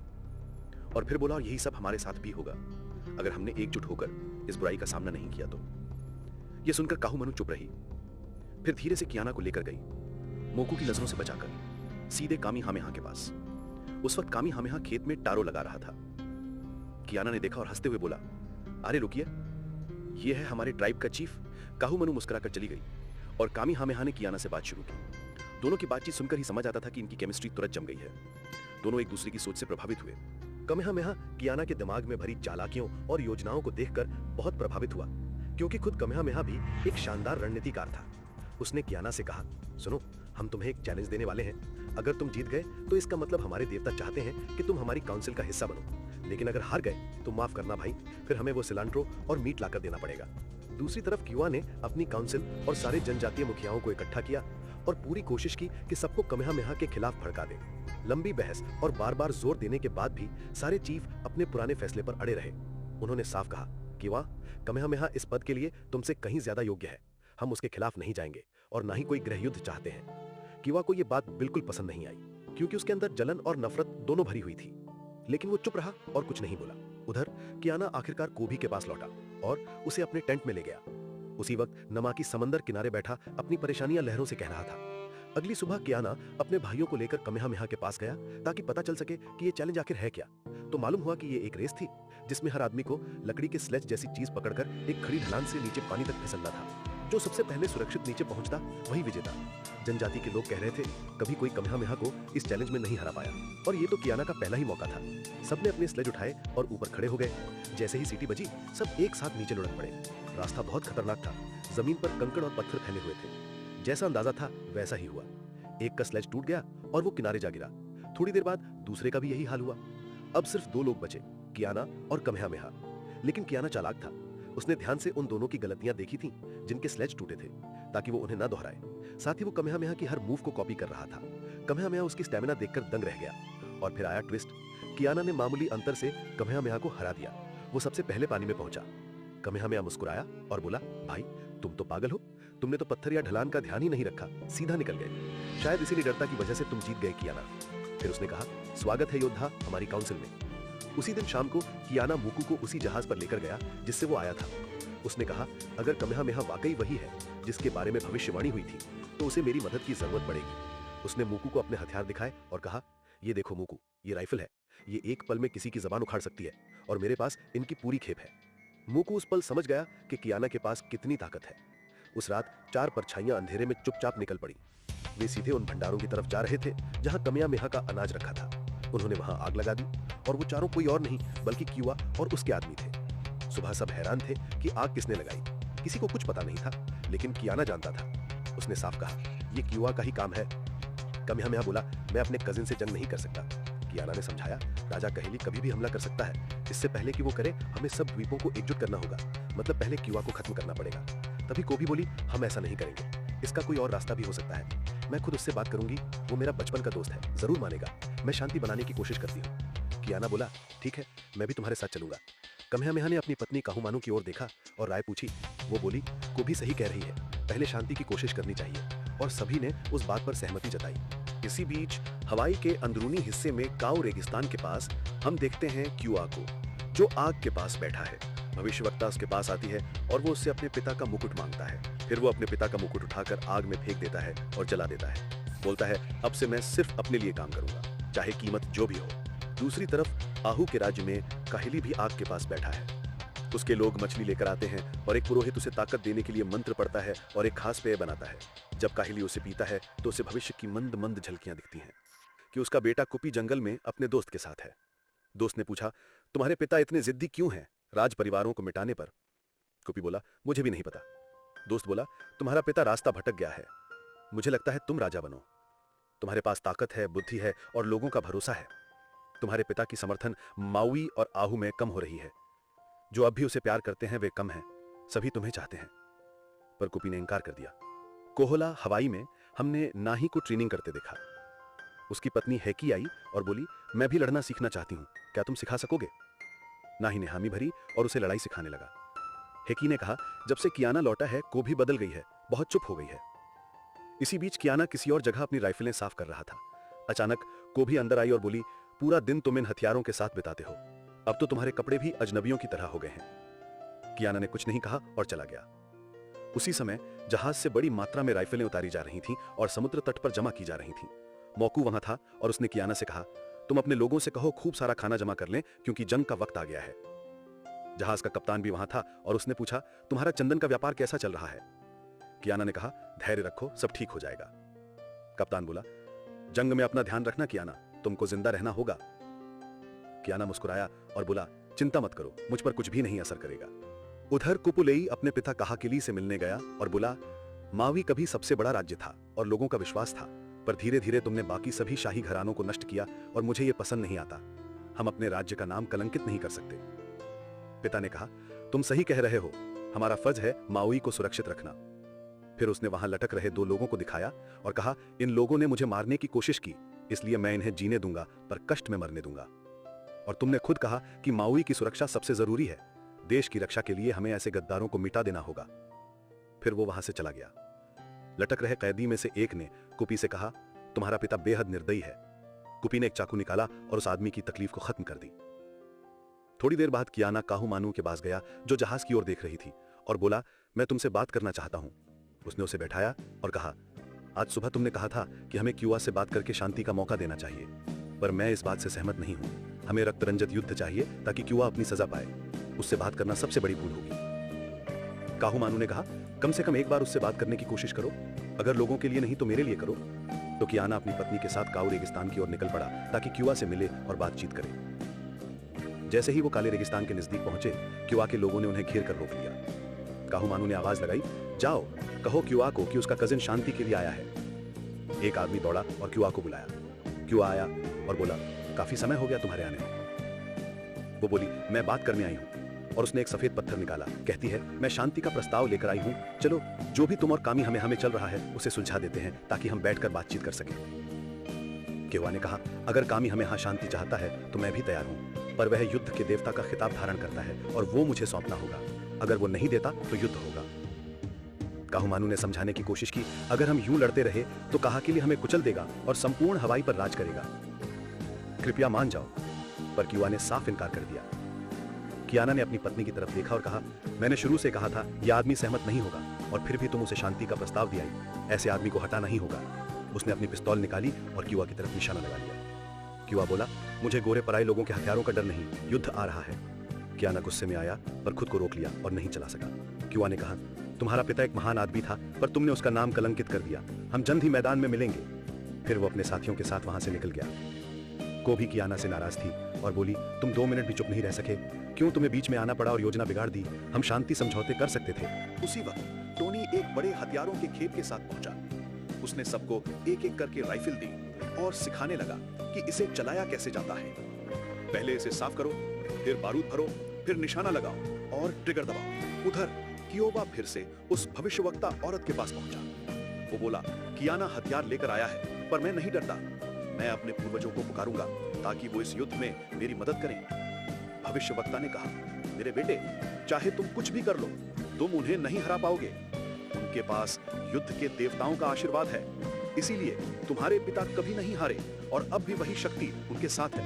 हम चाहे जितनी कोशिश करें, अंत में हार हमारी ही होगी। इधर कियाना वापस कामेहामेहा के पास पहुंचा और बोला, हम शांति का प्रस्ताव लेकर कियोबा के पास गए थे पर उसने मना कर दिया। वो सिर्फ युद्ध चाहता है। मोकू बोला, अगर हमने जल्दी कदम नहीं उठाया तो बाकी सरदार हमें कायर समझेंगे। हमें तुरंत हमला करना होगा। कामेहामेहा ने शांति से जवाब दिया, मैं खुद को युद्ध के भंवर में नहीं फंसाना चाहता। एक बार मैं अकेले पनुआ गांव गया था रात के वक्त और लोगों ने मुझ पर हमला कर दिया क्योंकि वो समझ बैठे कि मैं चोर हूं। बाद में जब उन्हें पता चला कि मैं कौन हूं तो सब डर गए। कियाना बोला, डर एक ताकतवर हथियार है। कामेहामेहा ने कहा, मैं डर से नहीं, शांति से राज करना चाहता हूं। आज से एक नया नियम होगा, शांति का कानून। जो हमारे पास आए या हम पर वार करे, जब तक हमारी जान पर सीधा खतरा ना हो, हम किसी को नहीं मारेंगे। हत्या सिर्फ तब होगी जब बचाव जरूरी हो, चाहे वो आम आदमी हो या किसी शाही घराने का। उधर काकिली के दरबार में कियोबा पहुंचा। काकिली ने पूछा, कियोबा क्यों आए हो? कियोबा बोला, मैंने सुना है तुम एक भविष्यवाणी की बात करते हो कि कोई आएगा जो सब पर राज करेगा, पर वो सब झूठ है। कामेहामेहा ने मुझसे सब कुछ छीन लिया है, यहां तक कि युद्ध के देवता की शक्ति भी। मैं तुम्हारी मदद चाहता हूं, युद्ध में मेरे साथ चलो। काकिली मुस्कुराया और बोला, तो क्यों ना मैं तुम्हें अभी मार दूं और हवाई पर खुद राज कर लूं? कियोबा बोला, अगर तुमने मुझे मारा तो पूरा हवाई तुम्हारे खिलाफ एक हो जाएगा और इतिहास गवाह है कि जब हवाई एक हुआ किसी ने उसे नहीं हराया। काकिली ने कहा, अगर मैं तुम्हारी मदद करूं तो मुझे क्या मिलेगा? कियोबा बोला, शांति और तुम्हारी भविष्यवाणी मेरे राज्य में भी फैलेगी। भविष्य में हवाई कभी तुम्हारे खिलाफ नहीं खड़ा होगा। काकिली ने उसकी आंखों में देखा और कहा, ठीक है, मैं तुम्हें अपनी सेना का एक दल दूंगा। कियोबा चला गया और काकिली ने अपने बेटे को बुलाया। कुपी, हवाई इस वक्त बटा हुआ है, यही हमारा मौका है। जाओ ओनी नाम के आदमी को ढूंढो और कहो कि वो कियोबा के साथ मिल जाए। कुपी बोला, ओनी? वो तो पागल है, उसे मत भेजो, मैं जाऊंगा। काकिली बोला, नहीं बेटा, ये काम वही कर सकता है। कुपी जंगल गया और ओनी को ढूंढ निकाला। उसने कहा, यह राजा का आदेश है, तुम्हें कियोबा के साथ माउई जाकर लड़ना होगा। ओनी बोला, अगर यह सच में राजज्ञा है तो राजा का बेटा खुद क्यों नहीं आया? खैर मैं जाऊंगा, पर जीत के बाद मैं खुद कियोवा को मारकर उसकी जगह लूंगा। कुपी बोला, मेरे पिता ने ऐसा कुछ नहीं कहा। ओनी मुस्कुराया और बोला, तुम्हारे पिता की चाल मैं तुमसे बेहतर समझता हूं और मैं खेल खेलने को तैयार हूं। इधर काहुमानू कामेहामेहा से मिली। कामेहामेहा बोला, कियाना को बुलाओ, हमें उसकी जरूरत है, पर क्या उसके इरादे साफ हैं? काहुमानू बोली, कियाना दुनिया को हमसे अलग नजर से देखता है, वो भी शांति चाहता है, पर अपने तरीके से, खून और युद्ध के जरिए।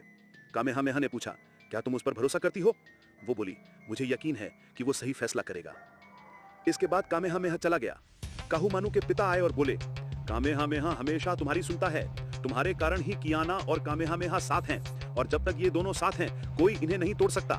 काहुमानू ने कहा, हाँ, लेकिन अगर मेरी योजना नाकाम रही तो सब मुझ पर ही उंगली उठाएंगे। और तभी एक और स्पेनिश जहाज हवाई के किनारे दिखाई दिया, जिसमें बैठा था मार्ले, वो आदमी जिससे कियाना की पुरानी दुश्मनी थी। इसका मतलब था अब दुश्मन सिर्फ अंदर नहीं, बाहर से भी आने वाला था। और यहीं पर यह एपिसोड खत्म होता है। अब आगे क्या होगा ये जानने के लिए अगला एपिसोड जरूर देखिए। तब तक मुस्कुराते रहिए और फिल्मी गांव के साथ बने रहिए। हमेशा की तरह इस एपिसोड की शुरुआत करने से पहले मैं पिन किए हुए कमेंट में सभी पिछले एपिसोड्स का लिंक छोड़ दूंगा। बस लिंक पर क्लिक करिए और एपिसोड्स एक के बाद एक अपने आप चलने लगेंगे। ये एपिसोड कामेहामेहा के कबीले में शुरू होता है, जहां वो एक नए बच्चे के जन्म का जश्न मना रहे हैं। कामेहामेहा खुद जश्न में शामिल होता है और कबीले के लोगों से कहता है कि ये बच्चा उन सब का है और मिलकर वो उसे पालेंगे। उस समय काहुमानू पास ही बैठकर सुन रही थी, उदास महसूस करते हुए, क्योंकि जैसा हमने पहले बताया वो बच्चे नहीं पा सकती। पर कामेहामेहा को ये बात पता नहीं है। खैर, जश्न जारी रहता है, सब लोग खुश हैं। उसी बीच द्वीप के किनारे दूसरी तरफ हम देखते हैं कि मेटकॉफ और मार्ले अपने लोगों के साथ द्वीप पर उतर रहे हैं। जैसे ही उन्होंने चंदन के पेड़ देखे, उसे काटने के लिए दौड़ पड़े। जश्न पर वापसी में मौज मस्ती अब भी जोरों पर थी। नहीं एक सुअर पकड़े बच्चों के साथ शरारत कर रहा था। सभी को इतनी हंसी आ रही थी कि सांस तक रुक जाती। कितना कमाल है ये नहीं। कामेहामेहा काहुमानू के पास गया और पूछा, तो तुम्हारे बारे में क्या, कुछ होने वाला है क्या? काहुमानू ने जवाब दिया, किस्मत के हाथ में है मास्टर कामेहामेहा। उसी समय कायाना ने दूर से एक औरत को उसे घूरते हुए देखा। उसने कामानू को साथ लिया और उससे मिलने गया। पता चला कि वो औरत एक जासूस थी जिसे कायाना ने कियोवा पर नजर रखने के लिए रखा था। उसने कहा कि कियोवा बहुत अच्छी तरह से सुरक्षित है, अपने सारे योद्धाओं से घिरा हुआ, इसीलिए किसी को भी उसके पास जाकर उसे मार पाना लगभग नामुमकिन है। कायाना ने उसे लौटा दिया, कहा, ठीक है, अब तुम जा सकती हो। बाद में काहुमानू ने कायाना का सामना किया और पूछा, तुम क्या कर रहे हो? क्या कामेहामेहा ने नहीं कहा कि उसे युद्ध नहीं चाहिए? कायाना ने जवाब दिया, कामेहामेहा सावधान नहीं है, पूरी दुनिया हमारे खिलाफ साजिश रच रही है और लगता है वो नोबेल शांति पुरस्कार पाना चाहता है या कुछ, जैसे शांति का चैंपियन हो। लेकिन हमें पहले वार करना होगा, वरना वो हमें नीचे ले आएंगे। सीधे शब्दों में, या तो हम उन्हें लंच में खा डालें या वो हमें डिनर में। क्या सोचती हो काहुमानू? कभी लगता है तुम मेरे साथ हो और कभी कभी लगता है तुम कामेहामेहा के साथ हो। काहुमानू ने कहा, ठीक यही बात है, मैं तुम्हारे और तुम्हारे पति दोनों के सोच में सच देखती हूँ। कायाना ने कहा, यह काम नहीं करेगा, या तो तुम मेरे तरीके को मानो या तुम अपने पतियों की राह पकड़ो। उसी समय मेटकाफ, मार्ले और उनके लोग चंदन काटने लगे। काम करते हुए एक कबीलों का लड़का उन्हें देख गया। जैसे ही उन्होंने उसे देखा, उन्होंने उसके पीछे दौड़ लगाई। तय था कि वो उसे चुप करा देंगे ताकि वो कबीलों को उनके काम के बारे में न बता पाए। लड़का भागा, वे उसके पीछे पीछे दौड़े आगे और पीछे, जब तक अचानक वो लड़का रुक गया। वे भी ठहर गए, ये समझे बिना कि उसने उन्हें सीधे एक घात में ले आया था। एक पल में कबीले के योद्धाओं ने उन्हें घेरे में ले लिया और पकड़ लिया। वापस कायाना और काहुमानू के पास, वो ने उसे कहा कि जॉन जो कबीले में रह रहा था, उसने दूसरी जातियों की परंपराओं के बारे में उसे कई बातें सिखाई। उदाहरण के लिए उसने कहा कि जब कोई राजा मरता है, उसकी पत्नी उसकी जगह रानी बन जाती है। कायाना हंसा और पूछा, रानी बनना चाहती हो क्या? उसने जवाब दिया, मैंने ऐसा नहीं कहा। जॉन ने मुझे एक और बात बताई जो मुझे बहुत अच्छी लगी कायाना। उसने कहा कि जब कोई आदमी किसी औरत को अभिवादन करता है तो वो थोड़ा झुकता है, उसका हाथ लेता है और उसे किस करता है। कायाना ने उसका हाथ पकड़कर ये रिवाज आजमाने के लिए उसे किस करना चाहा, पर काहुमानू ने उसे रोका और कहा, नहीं रुको, पहले तुम्हें घुटने पर बैठना होगा। बिना किसी हिचकिचाहट के कायाना ने घुटने टेक दिए। उसी समय एक औरत आई और काहुमानू को बताया कि कामेहामेहा उसे ढूंढ रहा है। काहुमानू उसके साथ चली गई, पर उसके और कायाना के बीच आंखों का आदान प्रदान हुआ, कुछ सामान्य से बढ़कर। बाद में कायाना अपने झोपड़े लौटा, जहां उसने अपनी पत्नी कुपू ओहे को चिड़चिड़ा पाया। चेहरा इतना लंबा और खट्टा था कि ऐसा लग रहा था कि वे उस पर ठोकर खा सकते हैं। उसने पूछा, कहाँ थे तुम? उसने जवाब दिया, मैं काहुमानू के साथ था। उसने कहा, मुझे लग रहा है तुम और काहुमानू काफी बात कर रहे हो इन दिनों। कायाना ने कहा, उसका दिमाग तेज है, मुझे उसके विचार सुनना अच्छा लगता है क्योंकि वो मेरे काम आते हैं। कुपवाई ने जवाब दिया, हाँ, लेकिन मुझे लगता है वो तुम्हें प्रभावित करने लगी है। कायाना ने उसे भरोसा दिलाया, बिल्कुल नहीं, मुझे तुम्हारी जरूरत है कुपवाई, क्योंकि तुम्हारा प्रभाव मुखियों पर है, खासकर कामेहामेहा पर। कुपवाई ने उसे देखा और कहा, मुझे चाहते हो तो अपना व्यवहार बदल लो, वरना तुम अपने आसपास सब कुछ और मुझे भी खो दोगे। उस समय टोनी कियाना के पास आया और बताया कि एक जहाज आया है जिस पर मार्ली है और मार्ली और उसके लोग पहले ही पकड़ लिए जा चुके हैं। दूसरी तरफ कमियामेहा, मोकू और जून मेटाफ और मार्ली से मिलने गए। मेटाफ और मार्ली ने कमियामेहा से कहा कि वे व्यापार के इरादे से आए हैं, न कि युद्ध या नुकसान की कोई सोच लेकर। मेटाफ ने मीठी और समझदार बातें कहकर कमियामेहा को यकीन दिलाया कि उनकी नीयत केवल व्यापार की है। कमियामेहा ने कहा, ठीक है, मुझे इस पर विचार करने दो, जब तक मैं निर्णय नहीं लेता तुम और तुम्हारे लोग अपनी नाव पर ही रुको। वो वापस कबीले में गया और कियाना के साथ बैठ गया। कियाना ने उसे आगाह किया, मेटाफ और मार्ली पर भरोसा मत करो, वे दोनों सांप हैं, उन पर यकीन क्यों करूं? कमियामेहा ने पूछा, क्यों? आदमी तो सच्चा लग रहा है, मैंने उससे उल्टी कोई बात नहीं देखी। उसी वक्त कियाना और टोनी ने उसे बताया कि मार्ली ने टोनी के साथ क्या किया था और कियाना ने आगे दबाव बनाया, अगर इन लोगों को जो चाहिए वो दिल से नहीं मिला तो वे बलपूर्वक ले लेंगे। इन पर भरोसा मत करना कमियामेहा, हमें उन्हें खत्म कर देना चाहिए और कभी लौटने का मौका नहीं देना चाहिए। अगर वे वापस गए तो वे ऐसे लोगों को सूचित कर देंगे जिनका हम नहीं चाहते कि उन्हें हमारे द्वीपों का पता चले। ये लोग खतरनाक हैं और इनसे लड़ना बेहद कठिन होगा। वो स्पेनिश सैनिकों का जिक्र कर रहा था, पर कमियामेहा पर कोई असर नहीं हुआ। उसने उन्हें दयालु, आकर्षक और हानिरहित समझा और महसूस किया कि कियाना बस अपनी इच्छा थोप रहा है और कबीले को कंट्रोल करना चाहता है। ये बात कमियामेहा को नागवार गुजरी और उसने कियाना की सलाह ठुकरा दी और अपने फैसले पर चलने का फैसला किया। उसी रात कियाना अपने भाई बहनों, अपनी पत्नी और पूरे परिवार के साथ बैठा था। टोनी भी वहां था, अपनी वही चिड़चिड़ी अदा में। जब वे साथ बैठे थे, कियाना अचानक फैसला कर लिया कि वो टोनी को लेकर सीधे मार्ली की नाव पर जाएगा और उसे वहीं खत्म कर देगा। उसने अपने भाइयों से कहा कि वे उसके साथ आएं, नाम मना कर दिया, पर ना ही राजी हो गया और साथ चला गया। वे जल्दी से एक छोटी डोंगी ली, नाव में सवार होकर जहाज तक पहुंचे और चुपके से चढ़कर मार्ली तक पहुंचे। कियाना ने उसे जगाया और कहा, अब बता तुम्हारा असली मकसद यहाँ आकर क्या है, और जल्दी बोलो क्योंकि यहाँ की बदबू गला घोंट रही है। तुम लोग यहाँ इस तरह पड़े हुए क्या कर रहे हो, जैसे सो रहे हो। अफसोस, कियाना मार्ली को खत्म नहीं कर पाया क्योंकि उसी क्षण मेटाफ और उसके लोग नाही को पकड़ने में सफल रहे। तो कियाना और टोनी वापस डेक पर चले गए, मार्ली और कियाना के पकड़ में, और अचानक सभी की तलवारें एक दूसरे की तरफ उठ गईं। तब कहीं से भी कमियामेहा आ पहुंचा और कियाना से कहा, क्या मैंने नहीं कहा था कि ये लोग मेरी सुरक्षा में हैं, और क्या मैंने ये नहीं कहा था कि हम उनमें से किसी की हत्या नहीं करेंगे? तुम कभी मेरी बात क्यों नहीं सुनते कियाना? अगर तुम मार्ली को मारोगे तो टूटी हुई पैडल का कानून तुम्हारे ऊपर लागू होगा। मतलब अगर तुम उसकी जान लोगे तो हम तुम्हारी भी ले लेंगे। ये तुम्हारा चुनाव है कि तुम क्या उस आदमी के सामने मरना चाहते हो जिसने 1 महीने से नहाया भी नहीं। कियाना के पास और कोई चारा नहीं था, उसे मार्ली को छोड़ना पड़ा। वो अपना हथियार नीचे कर गया और टोनी ने भी अपना हथियार नीचे किया। कमियामेहा ने मेटाफ की तरफ देखा और मेटाफ ने अपने लोगों को भी आदेश दिया कि वे अपने हथियार नीचे कर दें। कियाना, कमियामेहा और सारे लोग जहाज से उतर गए और कबीले में वापस लौट आए। वहां कमियामेहा ने एक बार फिर कियाना से कहा, अगर हम खून से संदेश भेजेंगे तो उसे खून से ही जवाब मिलेगा। बुराई को उकसाओ मत कियाना। कियाना ने बहस की, मैं कबीले को इन लोगों से बचाना चाहता हूँ, मैं जानता हूँ वे खतरनाक हैं। कमियामेहा ने जवाब दिया, ये बोझ तुम्हारा नहीं है, ये मेरा है। मेरा फर्ज है कबीले की रक्षा करना, तुम्हारा नहीं। पर मैं तुम्हें एक समझौता देता हूँ, मैं जॉन को उनके पास भेजूंगा खाना और पानी लेकर, और वो उन्हें शांति से अपने देश वापस जाने के लिए कहेगा। हमारे और उनके बीच कोई व्यापार नहीं होगा। कियाना ने विरोध किया, उन्हें जाने मत देना, अगर वे लौटे तो वे बहुत बड़ी ताकत लेकर आएंगे। मेरी बात सुनो और इन्हें यही खत्म कर दो। पर कमियामेहा ने दोहराया, खून केवल और खून लाएगा। मैं युद्ध या मौत नहीं चाहता, मैं शांति चाहता हूँ। किसी ने इस आदमी को नोबेल पीस प्राइज दे दिया तो अच्छा होगा। बेशक कियाना को यह जवाब बिल्कुल पसंद नहीं आया और उसने अप्रत्यक्ष रूप से कामेहामेहा को बेवकूफ कहा, जो कुछ भी नहीं समझता। विदा लेने से पहले उसने नाम का सामना किया और कहा, तो तुम मेरे बारे में कामेहामेहा को खबरें दे रहे थे? तुम्हारा दिमाग गुम हो गया है क्या? डैम, मैं तुम्हारा भाई हूं। नाम ने शांत होकर जवाब दिया, ठंडे दिमाग से, मैंने ऐसा नहीं किया। हाँ, मैं मानता हूं कामेहामे हमारा नेता है, पर इसका मतलब ये नहीं कि मैं तुम्हें कभी बेवफा कर दूंगा। या बात निकलकर सामने आई कि जिसने कामेहामेहा को बताया वो कोई और नहीं बल्कि कुपुओ ही थी। अगले दिन जॉन नामकी और मार्ली से मिलने गया। उन्हें यह संदेश अच्छा नहीं लगा। उन्होंने जॉन से कहा, हम यहां सिर्फ व्यापार के नेक इरादे लेकर आए थे, व्यापार सबके लिए समृद्धि लाएगा।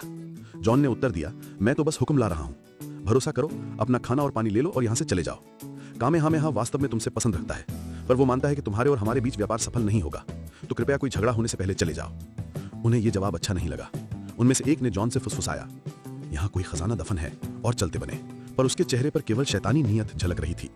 इसी बीच कियाना पिस्तौल और चाकुओं से ट्रेनिंग कर रहा था, अपने अंदर भरी युद्ध की ऊर्जा और चिढ़ को निकालने की कोशिश में। उसी समय काहूमानू फिर से उसके पास आई। कियाना ने कुपुओही के बारे में शिकवा करना शुरू किया, कहा कि उसकी पत्नी ने उसे कामेहामेहा को बता दिया और यहां तक कि उसके पश्चिम जाने से वो बदल गया भी लग रहा है।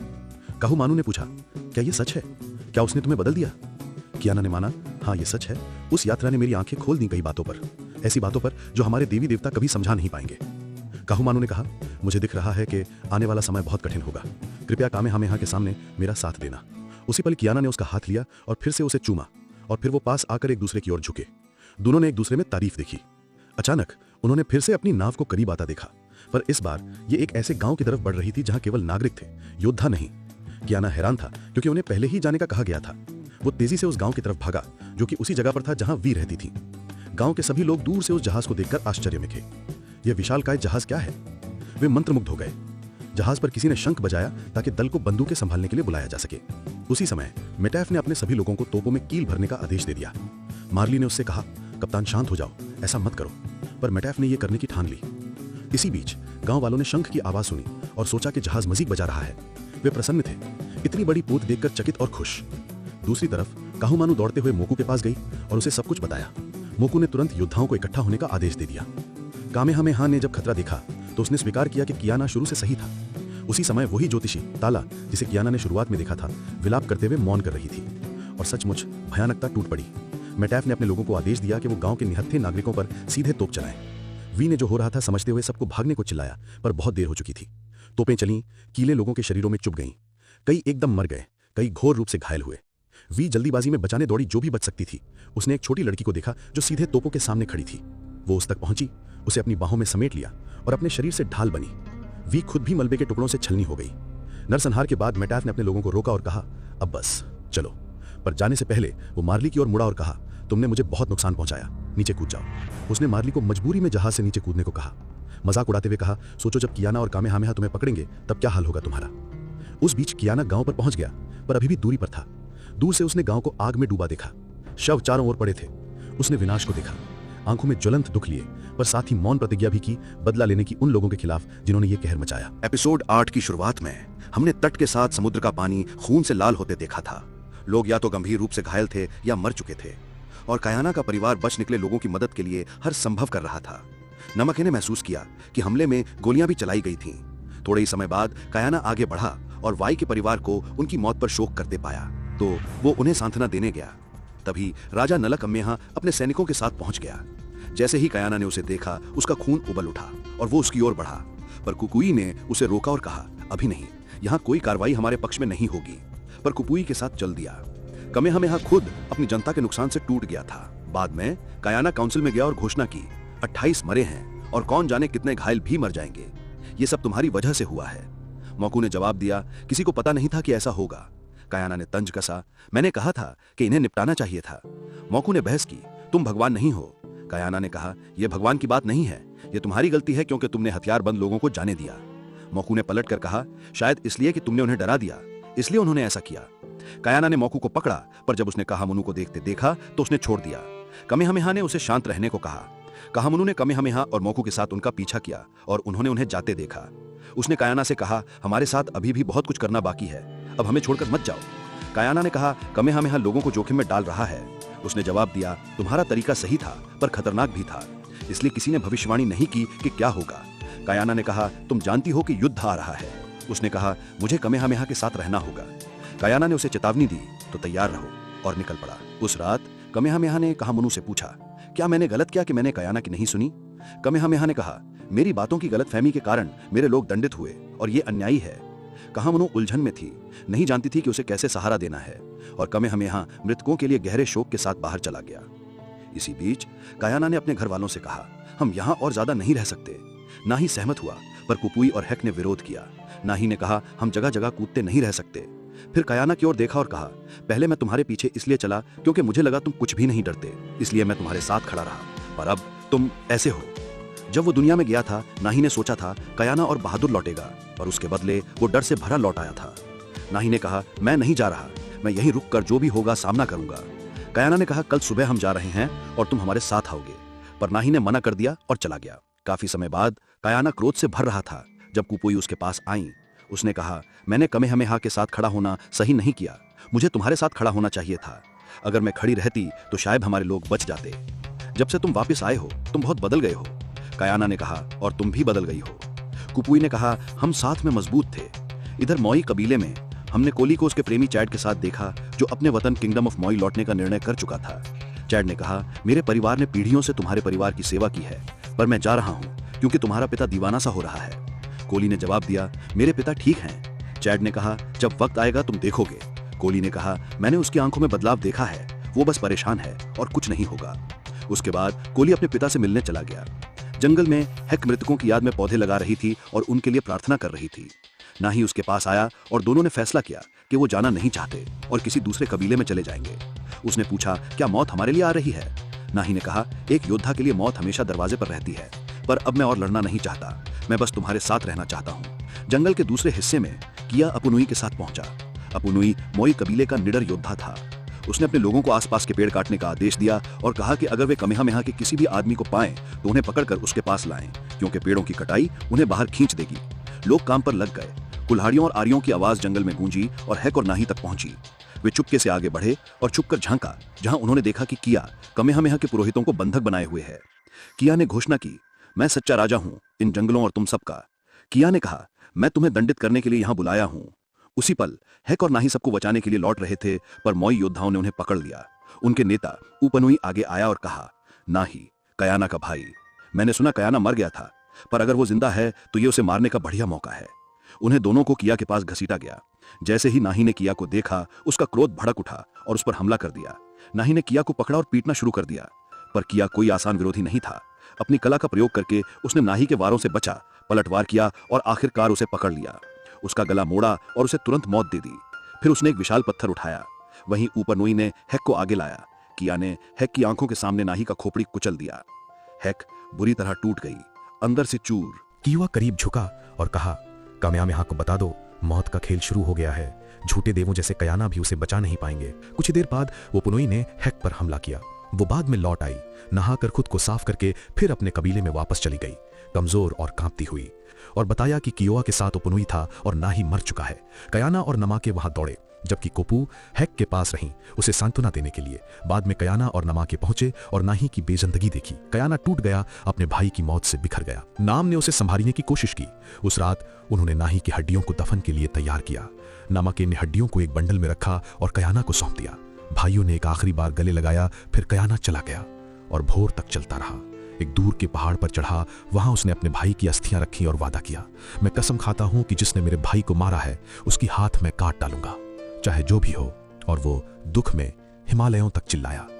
इसी बीच कियोवा ज्वालामुखी के पास था, अपनी देवी से विजय की प्रार्थना कर रहा था। उसे खुश करने के लिए उसने एक मानव बलिदान दिया। शव को पिघले हुए लावे में फेंकते हुए आशीर्वाद और एक दिव्य संकेत की भीख मांगी जो उसे जीत दिलाए। दूसरी ओर हमने काहखिली को देखा। वो उस दवा से खूब पी रहा था जिससे वो पहले भविष्य देख पाता था। उस दवा को एक खास तरह की मछली से बनाया जाता था जिसने उसे नशे से डुबो दिया था, और चूंकि वो कण लगातार इसे पीने लगा था, अब विजन पहले जैसे नहीं आते थे।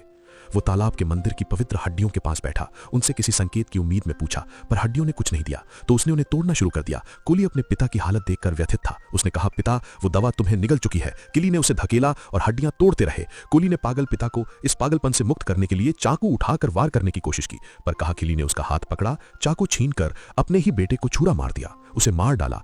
कुपी उसके सामने मरने गिरी। कायलेइन ने चिल्लाकर वैद्य बुलाए, अपने बेटे को बाहों में लेकर उसको बचाने की भीख मांगी। इसी बीच खबर कमेहामेहा तक पहुंची कि पुरोहित मारे गए हैं, साथ ही कयाना का भाई भी, और कि कियोवा को मावी के सेना के साथ देखा गया है। कमेहामेहा ने कहा, तो ये युद्ध है, देखते हैं ये भविष्यवाणियां कितनी सच्ची निकलती हैं। काहुमानू ने कहा, यदि मावी कियोवा के साथ है तो हमें कयाना को बुलाना होगा, वो युद्ध की सारी रणनीतियां जानता है।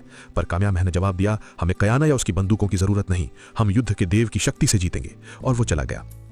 काहुमानू घबराई हुई आगे की सोचने समुद्र तट पर गई। मोकू उसे वहां मिला और कहा, तुम बस कयाना की ही बात करती हो, पर वो अभी काउंसिल का हिस्सा भी नहीं है, तुम्हें कामयामेहा के साथ खड़ा होना चाहिए। उसने कहा, वो गलत रास्ते पर है और मैं उसे समर्थन नहीं दे सकती, मैं वही कर रही हूं जो तुमने मुझसे कहा था। मोकू ने कहा, तो तुम्हारी गलती मेरी गलती है। काहुमानू ने कहा, तुम यहाँ के सबसे समझदार आदमी हो, तुमने मुझे इस जगह पर लाया, तुम चाहते थे कि कामयामेहा राजा बने और तुमने उसे बना दिया, पर अब आगे क्या करोगे, इसके बाद क्या होगा, तुम्हें भी पता नहीं। मोकू ने चेतावनी दी, कामयामेहा अब तुम्हारी बात नहीं सुनता, इसलिए तुम उसे कुछ नहीं बता पाओगी। और वो चला गया। इसी बीच हैक पूरी तरह टूट चुकी थी और खाने से इंकार कर रही थी। कोपुई उसकी फिक्र कर रही थी। बाहर निकलकर कोपुई ने कयाना और नाम को हथियार तैयार करना सिखाया। कयाना ने कहा, मैं कियोवा को मार डालूंगा। नाम साथ जाना चाहता था, पर कयाना ने मना कर दिया। फिर कोपुई ने कहा, मैं कियोवा के इलाके के हर रास्ते को जानती हूँ। कयाना ने उत्तर दिया, तो फिर हम दोनों आज रात चलेंगे। कुपुई जंगल में नीचे गई, जहां उसने काहुमानू को पत्थर फेंकने की प्रैक्टिस करते पाया। कुपुई ने कहा, आज रात हम कियोवा को खुद खत्म कर देंगे। काहुमानू ने कहा, वहां तुम मर जाओगी। कामयामेहा भी कियोवा से लड़ना चाहता है, कयाना और उसकी बंदूकों के बिना, और जब मावी के योद्धा उसकी तरफ है, हम उसे हरा नहीं पाएंगे। कोपुई ने जोर दिया, बंदूकें ना हो तो वो जीत नहीं पाएगा। काहुमानू ने कहा, वो अब मेरी नहीं सुनता। कोपुई ने कहा, आदमी पूरी जिंदगी योद्धा बनकर बिताते हैं, पर जब मौत का सामना होता है तो वो मूर्खता कर बैठते हैं। इसी बीच कयाना अपने हथियार तैयार कर रहा था। जब काहुमानू उसके पास आई तो बोली, तुम कियोवा को मारने जा रहे हो, लेकिन अगर तुम गए तो तुम और तुम्हारा पूरा परिवार मारे जा सकते हैं, और अगर सब कुछ छोड़ भी दो तो भी माउई कबीला तुम्हें नहीं छोड़ेगा। जब वो तुम्हारे साथ निपट लेंगे तब तुम्हारे परिवार के हर सदस्य को एक एक करके ढूंढ निकालेंगे। तुम अपने भाई का बदला लेना चाहते हो, लेकिन उसके लिए मरने की बजाय उसके लिए जिंदा रहो। वो ये कहकर चली गई उधर हैका ने जंगल के तालाब के पास एक आदमी को मछली पकड़ते देखा। वो औषधीय फूलों से जाल डाल रहा था। उसके जाते ही हैका ने वही फूल उठा लिए। ये वही फूल थे जो गर्भपात के लिए इस्तेमाल होते थे, क्योंकि वो किसी भी हालत में ओनुई का बच्चा नहीं चाहती थी। इसी बीच कामेहामेहा युद्ध की तैयारी में लगा हुआ था, युद्ध के देवता के मंदिर में। तभी कुपू वही वहां आई। कामेहामेहा ने कहा, अगर तुम अपने पति के बारे में बात करने आई हो तो मैं कुछ नहीं सुनूंगा। कुपू वही ने उत्तर दिया, मैं सबके लिए आई हूं। अगर तुम कियोवा से लड़ोगे जबकि उसके पास माउई की सेना है तो तुम हार जाओगे। माउई के योद्धा बेहद ताकतवर हैं और तुम उन्हें कम आंक रहे हो। अगर तुम उन्हें हराना चाहते हो तो तुम्हें कायाना और उसकी बंदूकों की जरूरत है। कामेहामेहा बोला, हम गोरे लोगों के हथियार नहीं इस्तेमाल करेंगे। कुपू वही ने जवाब दिया, कायाना हमेशा भविष्यवाणी का पालन करता आया है।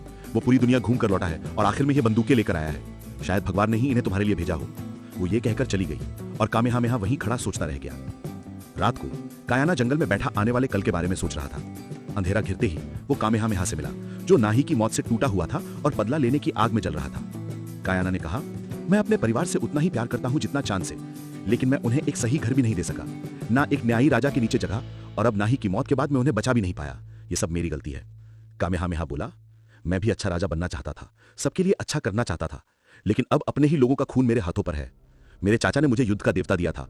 मैंने उसे सुनने की कोशिश की, उसकी शक्ति पाने की कोशिश की, लेकिन आज तक उसकी आवाज नहीं सुनी। शायद अब उसकी भाषा बदल गई है। कायाना ने पूछा, मतलब? कामेहामेहा ने जवाब दिया, मतलब शायद अब हमें बंदूकें इस्तेमाल करनी होंगी। अगले दिन काहुमानू ने गोलियों की आवाज सुनी। वो दौड़ी और देखा कायाना और कामेहामेहा साथ में निशानेबाजी की प्रैक्टिस कर रहे थे। दोनों के हाथों में अलग अलग राइफलें थीं। काहुमानू और कुपू वही दोनों ने यह नजारा देखा और मुस्कुरा उठी, क्योंकि आखिरकार कायाना और कामेहामेहा फिर से साथ आ गए थे। उधर ज्वालामुखी के पास ओपनुई के आदमी कियोवा के योद्धाओं को ट्रेनिंग दे रहे थे, लेकिन वो बेहद कमजोर साबित हुए। ओपनुई ने कहा, तुम युद्ध चाहते हो, लेकिन तुम्हारे आदमी बहुत कमजोर हैं। दुआ करो कि लड़ाई अभी शुरू ना हो। कियोवा हंस पड़ा। तभी जमीन हिलने लगी। खुश होकर कियोवा ने अपने देवता से प्रार्थना शुरू की, एक संकेत की उम्मीद में, और तभी ज्वालामुखी फट पड़ा। कियोवा ने घोषणा की, देवता ने हमें युद्ध का संकेत भेजा है, सब तैयार हो जाओ। उसकी पूरी सेना तैयारी में जुट गई। ज्वालामुखी के फटने की आवाज कामेहामेहा के राज्य तक पहुंची। उसी पल कामेहामेहा, कायाना और नाम तीनों ने समझ लिया कि यह संकेत सिर्फ कियोवा के लिए नहीं, बल्कि उनके लिए भी है। अब युद्ध उनके दरवाजे पर था और तीनों योद्धा लड़ाई के लिए तैयार खड़े थे। और इसी के साथ यह जबरदस्त एपिसोड यहीं खत्म होता है। अगर आप जानना चाहते हैं आगे क्या होता है तो चैनल को सब्सक्राइब करना मत भूलिएगा।